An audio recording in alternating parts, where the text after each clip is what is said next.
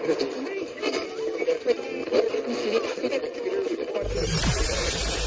ready for unique, rare, and little-known treasures from the golden age of radio. You're listening to The Amazing World of Radio with Adam Graham. Welcome to The Amazing World of Radio. From Boise, Idaho, this is your host, Adam Graham. If you have a comment, email it to me, box13@greatdetectives.net. This episode is also being sent out on the Great Detectives of Old Time radio feed to kind of give a sample of what we're doing on the Amazing World of Radio this summer.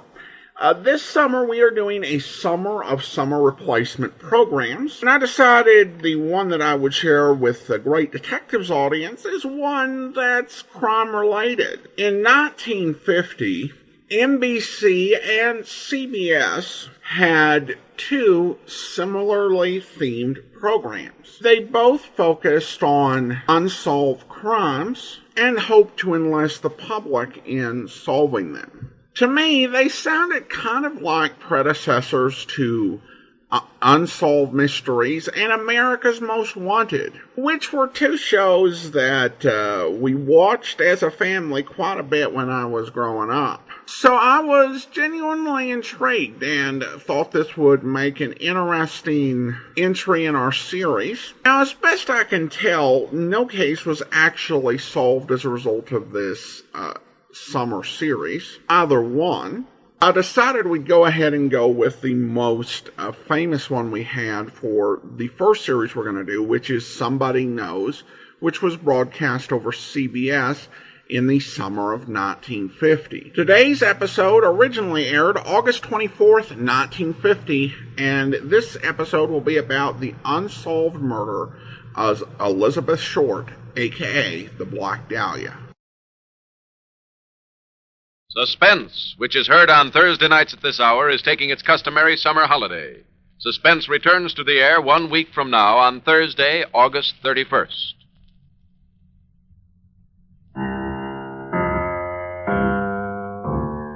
Ladies and gentlemen, a $5,000 reward will be offered on the program immediately following this announcement.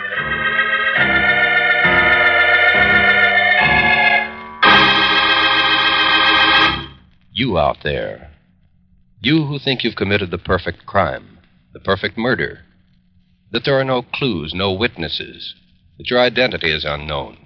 Listen. Somebody knows. Yes, you, wherever you may be, no matter where you're hiding. Somewhere, sometime, someone listening to this program is going to bring you to justice. Yes? Somebody knows.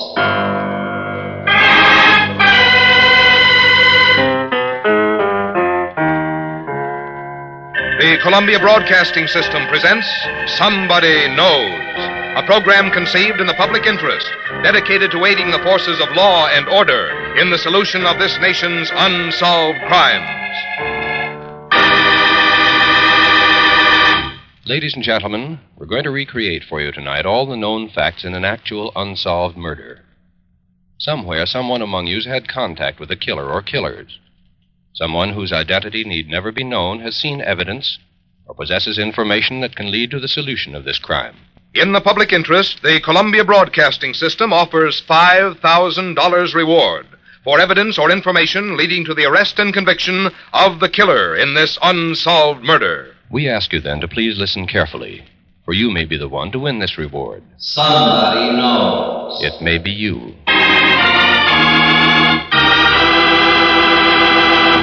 And now we open the files on one of this nation's unsolved murders. It's homicide file number DR295771, the Los Angeles, California Police Department. The unsolved murder of Elizabeth Short, the Black Dahlia.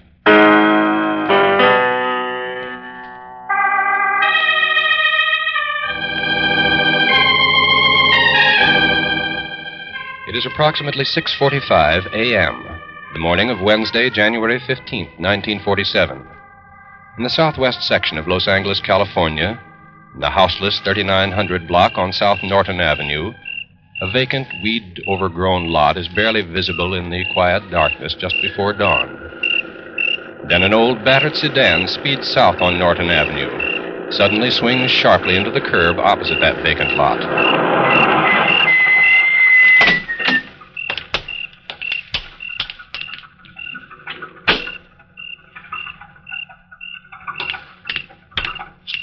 The car remains at that location for approximately 3 minutes. During that time, the driver makes 2 hasty trips across the paved sidewalk between the car and the vacant lot. Then, when the task is completed, the driver re-enters the car and speeds away.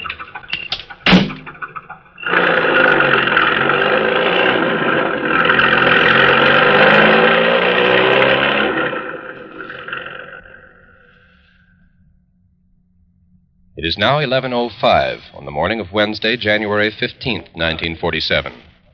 A monitor on a police complaint switchboard in the Communications Division of the Los Angeles Police Department answers an incoming call. Los Angeles Police Department Complaint Division. Hello, I want to report a body. Body, ma'am? Yes, a nude body. It's lying there just off the sidewalk in the vacant lot. Where is this lot, ma'am? It's in the 3900 block on South Norton Avenue. Thank you. We'll have somebody out there right away.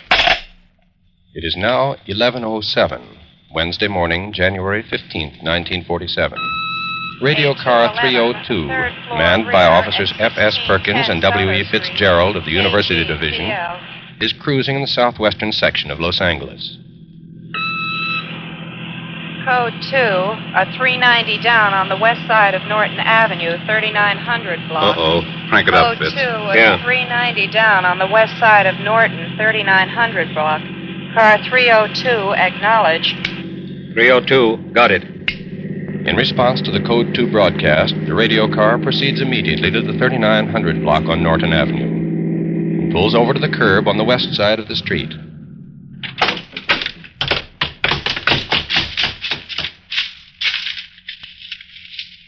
Good Lord. Yeah. The nude body of a young woman is lying face up in the weeds, a few inches from the sidewalk. Her face and forehead have been brutally slashed and beaten, the body itself horribly mutilated. It has been cut completely in 2. Better notify university detectives. Homicide's going to have a job on his hands.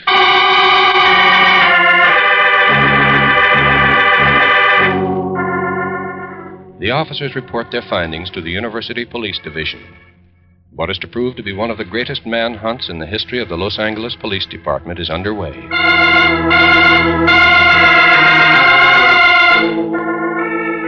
Early efforts to identify the victim of the murder prove unsuccessful. And at 7:25 o'clock on the night of January 15th, 1947, an all-points broadcast is put out. Attention all police officers, all cars and divisions. Wanted identification of this person found murdered this a.m. Description follows. Female, American, young, height 5'6", weight 118 pounds. All fingernails bitten to quick. Black hair recently henned. Eyes grayish-green. Small nose up-tipped slightly. High forehead and hairline. No earlobe.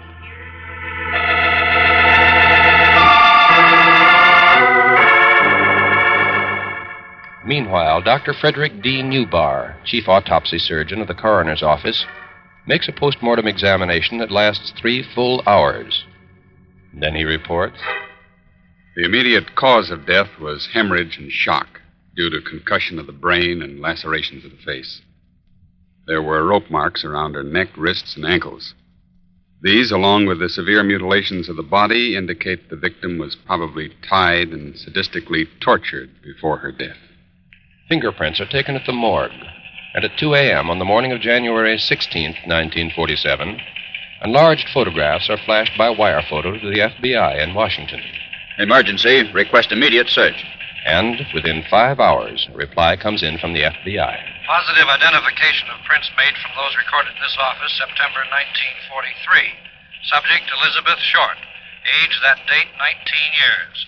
Clerk at Camp Cook, Lompoc, California, Post Exchange. Arrested Santa Barbara, California, for drinking with soldiers in local cafe. Description follows. Height 5'6", weight 100. With the positive identification of the victim as Elizabeth Short, the police investigation swings into high gear. Her mother, Mrs. Phoebe May Short of Medford, Massachusetts, is notified and within hours arrives at the Los Angeles airport. Elizabeth wanted to get into pictures. That was her principal ambition. But she wrote to me 10 days ago that she was working in a naval hospital then in San Diego. I just can't believe that my daughter is... Sure, I know Beth Short. She was a swell kid. I'll say she had men friends, plenty of them. Gee, she was a pretty kid with that dark hair and that pretty white skin. And when she got all dolled up in that sheer black clothes, that's how she got her nickname, you know. That's why everybody called her the Black Dahlia.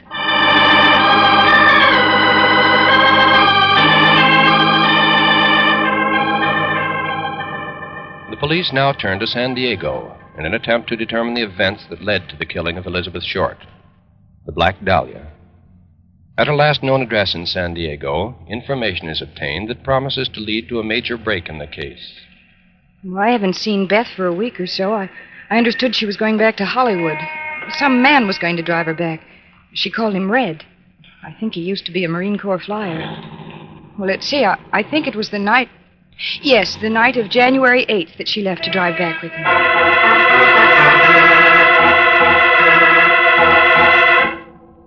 Now the police have something more definite to go on. And for 3 days, a search is made for this unknown man. Then, on January 20th, 1947, at police headquarters in downtown Los Angeles... Say, I understand you want to talk to me. I'm the man who left San Diego with Elizabeth Short. I first met her maybe a week or 10 days before Christmas. I was down there on a business trip. I saw her standing alone on a street corner, and you know how it is. How well did you get to know her? Well, we had dinner together a few times. That was about all. What about this trip to Los Angeles? Well, she heard that I was going there, and she asked if she could go with me. So I said, sure. That was on the night of January 8th? That was the night we left, yeah. January 8th. When did you reach Los Angeles? Well, it was about 6 o'clock the next night. January 9th? Yes, sir. It doesn't take that long to drive here from San Diego. No, we stayed at a motel the night before. Nothing wrong with it, you understand. There were different rooms. The reason was we didn't leave San Diego until late, and I wasn't in any hurry to get back here. I see. What happened when you got into L.A.? Well, as I said, we drove into L.A. about 6 o'clock that night, in the downtown section, that is. Then, while we were driving... It is shortly before 6 in the evening, January 9th, 1947. Cars approaching the corner of 6th and Los Angeles streets in downtown Los Angeles. Within the car are Elizabeth Short, the man with whom she'd driven up from San Diego. It's been a swell trip, Red. I sure appreciate the lift. Forget it. It was a break for me having company on the way up. And as long as you had to come up anyway. Yeah, I'm going to meet my sister. Say, isn't that the Greyhound bus station up ahead? Yeah, that's right. Oh, can I stop there for a minute? I want to check my bags. It'll only take a minute. Well, sure, glad to. Elizabeth Short takes her bags into the station and checks them there. All of her clothes, except those she's wearing, are in those bags. Then she gets back into the car, and they drive off.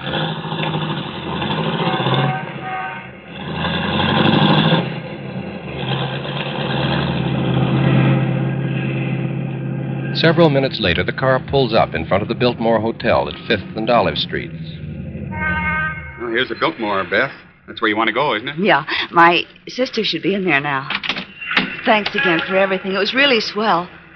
Coming back to town again soon? I expect to, one of these days. Well, be sure and give me a ring when you do.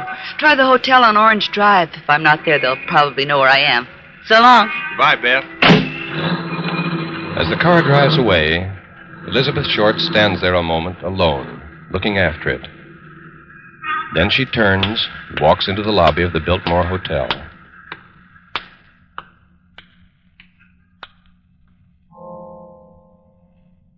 It is not until 6 days later, the morning of Wednesday, January 15th, 1947, that she's heard from again, when a nude, mutilated body is discovered lying in a vacant lot. The body that was once Elizabeth Short. It was once the gay and laughing Black Dahlia.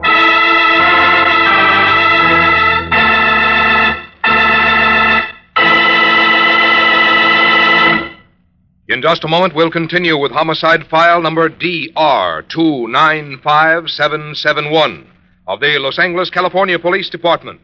The unsolved murder of Elizabeth Short, the Black Dahlia.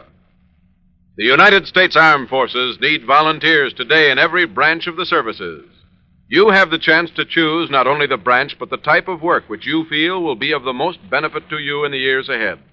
May we suggest that you go to your nearest recruiting office to see if you are eligible to volunteer and inquire about the many opportunities open to you. Now back to Somebody Knows and a true case history of an actual murder. Now, ladies and gentlemen, we'll continue with the rest of the factual information concerning homicide file number DR295771, the records of the Los Angeles, California Police Department. The unsolved murder of Elizabeth Short, the Black Dahlia. Remember, $5,000 will be paid for information leading to the arrest and conviction of her killer.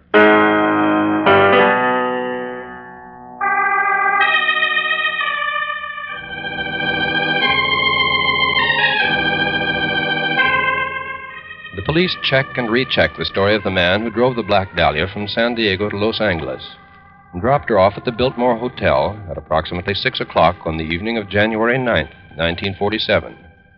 Then, this statement is issued. We released this man with a clean bill of health. There's no evidence to connect him with the murder of Elizabeth Short.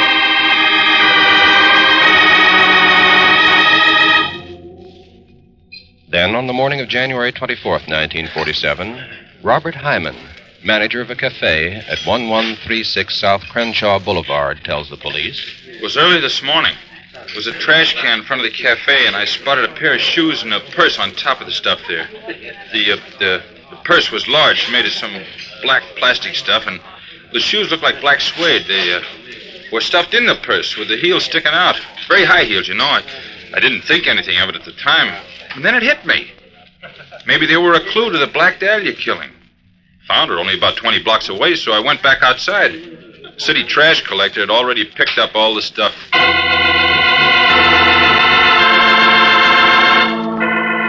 The police immediately make a widespread search for the trash collector's truck and finally locate it at the Los Angeles Byproducts Company. They talk to Mr. K.B. Schroeder, traffic manager of the disposal plant.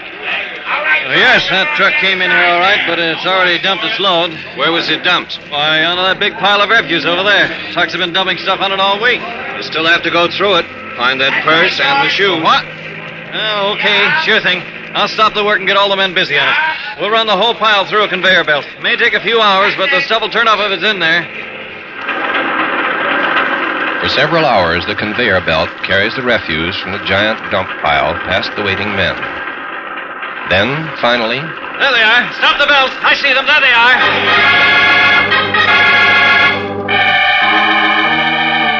are. The purse and shoes are recovered from the trash and examined minutely. They answer the description of the purse and shoes worn by Elizabeth Short the night she walked alone into the Biltmore Hotel and disappeared. There are new heel tips on the shoes, and after a detailed, thorough search, the police finally locate the cobbler who had repaired them. Sure. I put on those heels. Maybe 3-4 weeks ago. I remember the girl who brought them in, all right. Sure, I remember. But, she's not the one in those pictures. Nah, she's not the Black Dahlia. On the following day, January 25th, 1947, the first real break in the case occurs. A phone call comes into the homicide division. Homicide, Hanson. This is the United States Post Office calling. Postal Inspector Division. Yes? We have something down here that I think will interest you in connection with the Black Dahlia case. Oh? What is it? It's an envelope. And according to the address on it, it contains some personal belongings of the Black Dahlia. Are you interested? We'll be right over.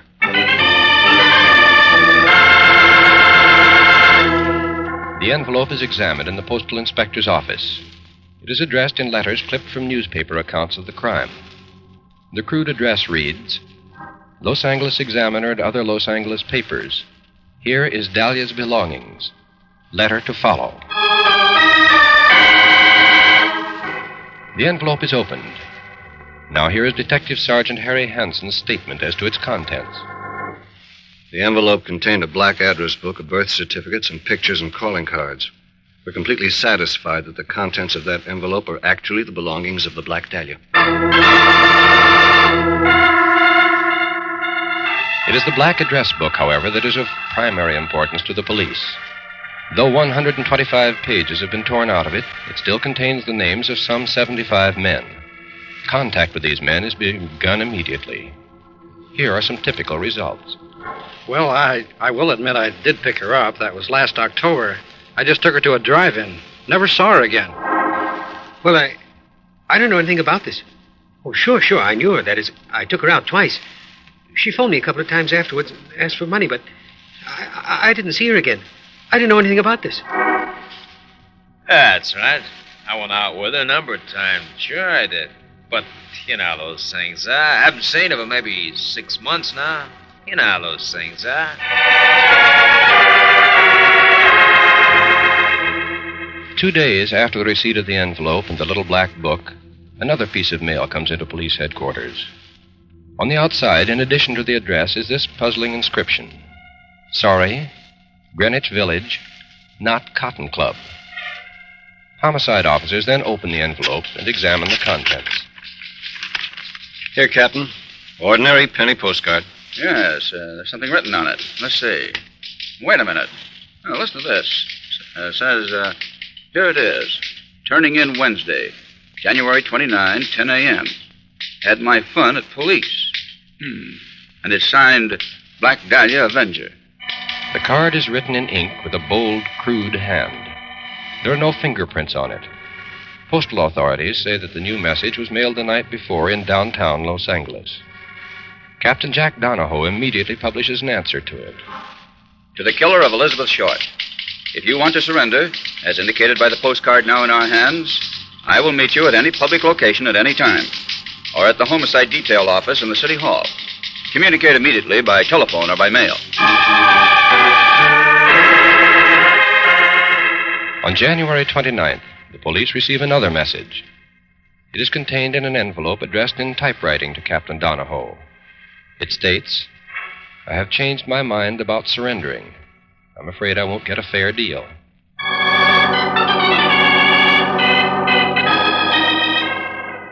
At 1 p.m., with no further word received from the message sender, another answer is drafted and signed by Captain Donahoe, Deputy Chief W.J. Bradley, and Deputy Chief Thad Brown.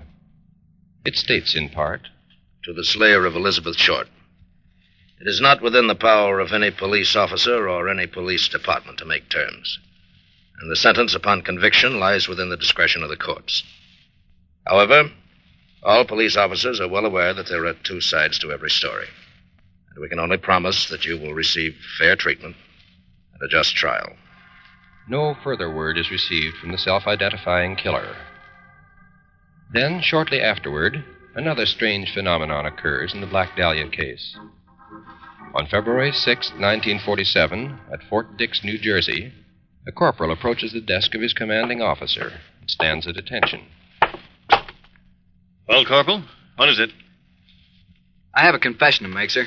Confession? Yes, sir. Well, what is it? You read something about the Black Dahlia murder case, the one that took place about a month ago in Los Angeles? Yes, I believe I've read something about it. Why? Well, sir, I was on leave in Los Angeles at the time, and...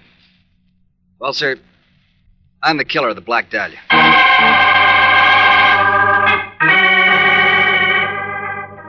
On February 8th, 2 days later, the corporal signs a 50-page statement, a confession to the murder of Elizabeth Short. In addition, he produces a pair of trousers on which bloodstains are found. The Homicide Bureau makes a very careful study of all his claims. The result? The corporal's statement is confused and wandering. No details of the murder are included. The facts that have been given have been very carefully checked and a conclusion reached. It's our opinion that the corporal is not suspect in the murder of Elizabeth Short.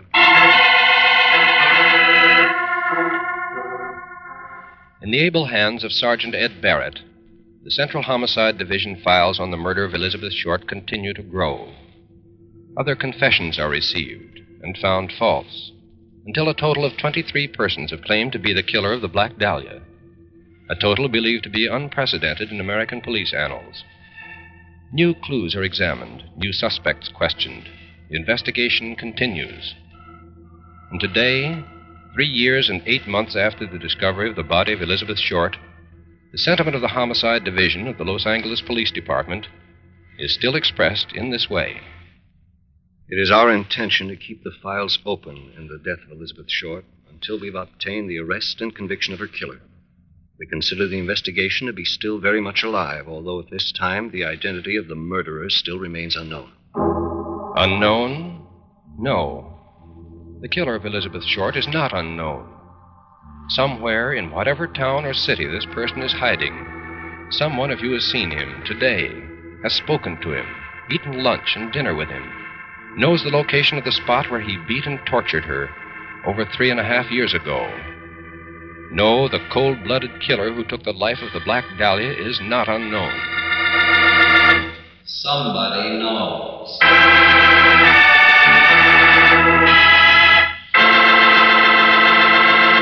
Now listen carefully, please. Listen, all of you, wherever you may be. We're going to give you a recapitulation of pertinent facts in the unsolved murder of Elizabeth Short, the Black Dahlia.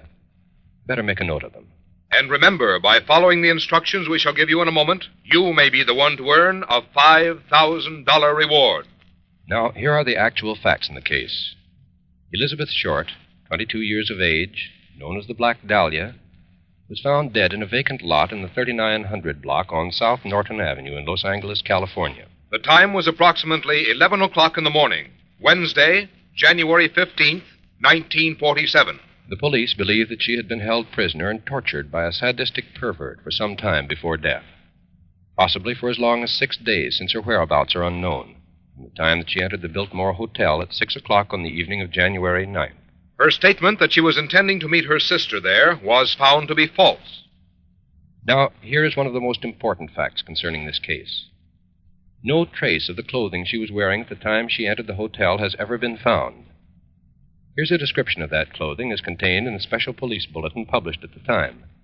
Please listen carefully. She was wearing a black suit, no collar on coat, probably cardigan style. White fluffy blouse, black suede high-heeled shoes, nylon stockings, white gloves, and a full-length beige coat. She carried a black plastic handbag about 8 by 12 inches in size.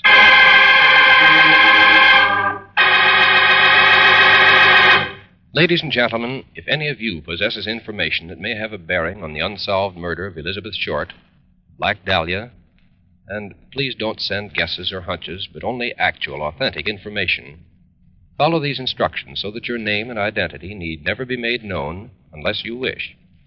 Now listen carefully. Write your information on a plain sheet of paper. Do not sign your name. Instead, sign it with 6 numbers, any arrangement of any 6 numbers.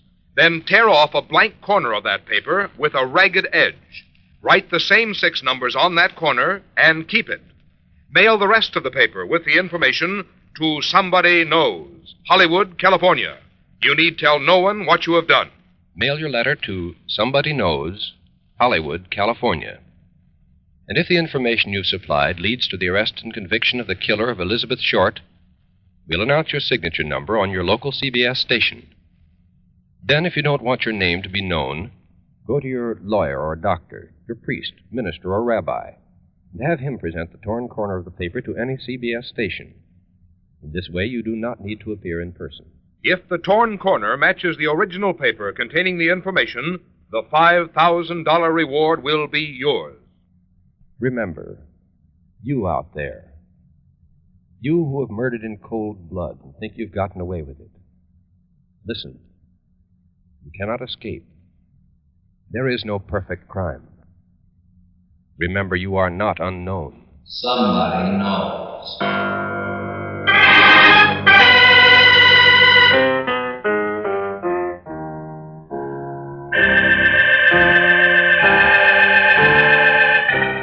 Tonight's case was written by Sidney Marshall from information in the files of the Los Angeles, California Police Department. Research was by Maurice Zim. Music was composed and played by Milton Charles. Somebody Knows is a James L. Safier production in association with CBS by arrangement with the Chicago Sun-Times and is based on a copyright owned by W.L. Finstadt. It was narrated and directed by Jack Johnstone. In order to be eligible for the reward, letters containing actual, authentic information leading to the arrest and conviction of the killer or killers of Elizabeth Short must be addressed to Somebody Knows, Hollywood, California, and must be postmarked not later than midnight, September 13th, 1950. Arrest of the guilty person or persons must occur within 90 days of that date, and conviction must be within 1 year of tonight's broadcast. If more than one person gives the information leading to conviction, our judges will divide the $5,000 reward among them in proportion to the importance the judges attach to the facts supplied. And in this, the decision of our judges will be final. This is Frank Goss saying good night, and remember, somebody knows. There's always an unusual adventure in store for you when Casey, crime photographer, takes his camera in hand to track down the criminal to his lair. Casey, crime photographer, is a regular Thursday night CBS feature. Stay tuned for his latest adventure, which follows immediately on most of these same CBS stations.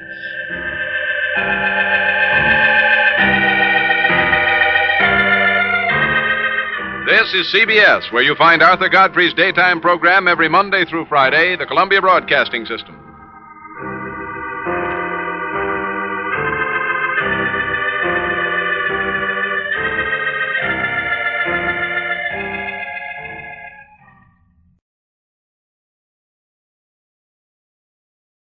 Welcome back. Well, this one continues to be unsolved, although there's been a lot of speculation in books over the years since this. I was kind of surprised with the corporal being portrayed as giving this false confession. I have kind of an image of the sort of people who go and confess to crimes they didn't commit, and I wouldn't tend to think of somebody in the military in a responsible job as doing that, but I guess, from I've been able to find out, there have been a lot of false confessions. There were 60 during the initial investigation, and then there have been more than 500 total confessions to this crime, including by some people who weren't alive when it occurred. The $5,000 reward offered in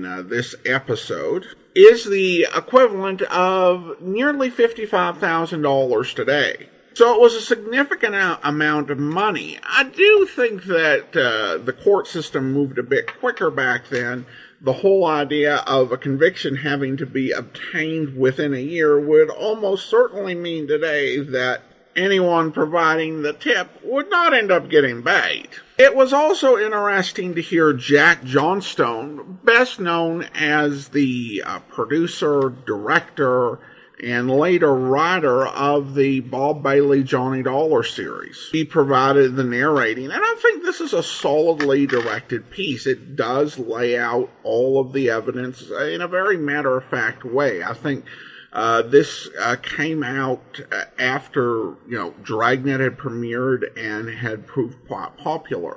So it was very much straightforward, give the insight of what had happened so far, and the clues that were out there in the hopes that the public would be able to help solve the case. And again, I do think this definitely does have that sort of unsolved mysteries feel to it.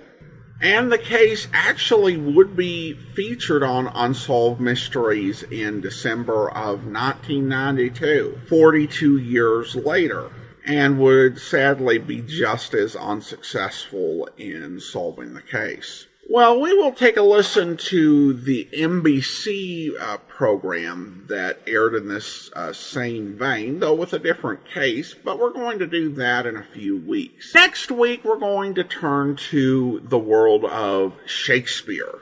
We'll be back with an episode of the Shakespeare Cycle, and you can follow us over at amazing.greatdetectives.net to listen to that program, as well as all the other shows we've done this summer.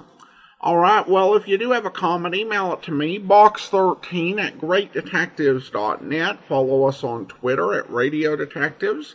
But from Boise, Idaho, this is your host, Adam Graham, signing off.